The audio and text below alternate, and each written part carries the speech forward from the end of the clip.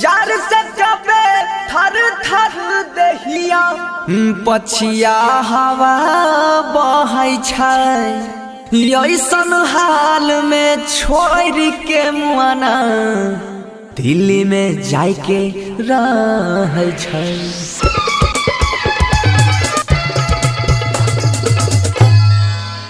हमर सैया भेज देला कोई रजैया से हो छीन लेलकै सासुहर रजैया। ठंडी में अब केना के रहबै भौजी गे, ठंडी में अब केना के रहबै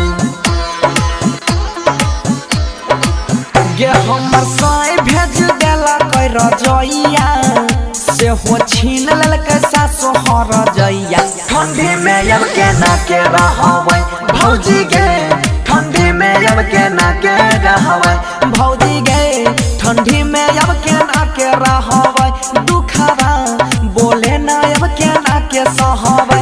हमर साई भेज देला कोई रजैया आ से हो छीन लेलकै सासुहर रजैया। ठंडी में अब केना के रहबै भौजी गे, ठंडी में अब केना के रहबै।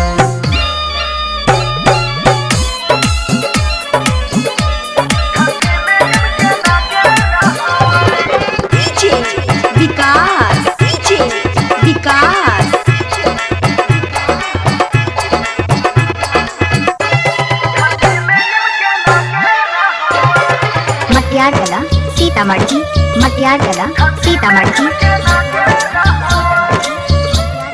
हाँ हाँ जार से देहिया थोड़ा थोड़ा कापै दुखवा के करा से कहबै गे। हे गे सखिया जार से देहिया थोड़ा थोड़ा कापै दुखवा के करा से कहबै गे। पछिया के हवा सट सट बहै के न के अकेला रहबै गे। जब सिल्हा पर मसाला के पीसी हमरा हाथ में लागै छै 20-20। ठंडी में अब केना के रहबै भौजी गे, ठंडी में अब केना के रहबै भौजी गे, ठंडी में अब केना के रहबै। इतना दुख बोले ना अब केना के सहबै। हमर साई भेजने रहै रजैया आ से हो छीन लेलकै सासुहर रजैया। ठंडी में अब केना के रहबै भौजी गे, ठंडी में अब केना के रहबै।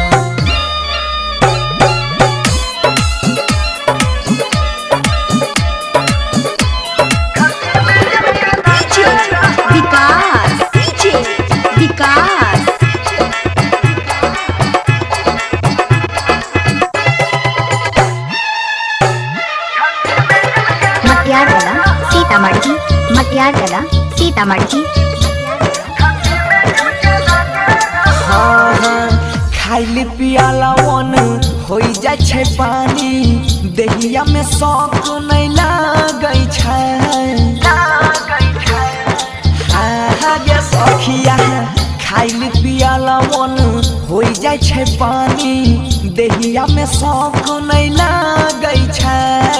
ननदो सुतै छै 10 बजे दिन तक, साउस सवेरे नहीं जागै छै। आके न सहबै अकेला परेशानी आ कोई भैरियो के दै छै नहीं पानी। ठंडी में अब केना के रहबै भौजी गे, ठंडी में अब केना के रहबै भौजी गे, ठंडी में अब केना के रहबै। इतना दुख बोले ना अब केना के सहबै। हमर सैया भेजने रहै रजैया आ से हो छीन लेलकै सासुहर रजैया। ठंडी में अब केना के रहबै भौजी गे,